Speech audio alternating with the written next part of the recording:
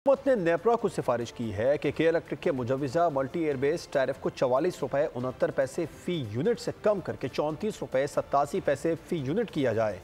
10 रुपये फ़ी यूनिट की कमी से आपको क्या सहूलत मिलेगी, जानते हैं हुकूमती और इत्तेहादी रहनुमाओं से।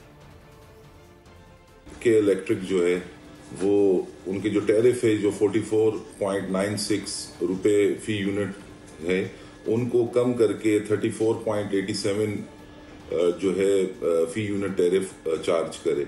उससे इस महंगाई के दौर में कराची की आवाम को एक अच्छी नवीद मिलेगी।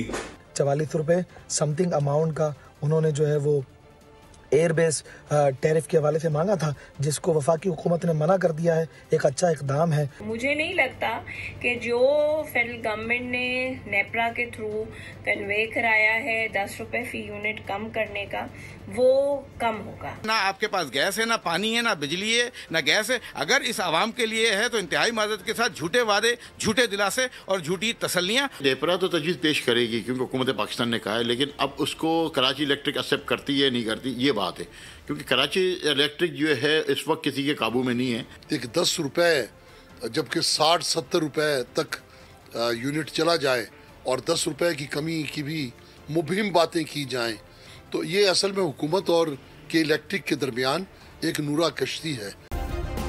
सब्सक्राइब करें और बेल दबाएं ताकि कोई खबर रह न जाए।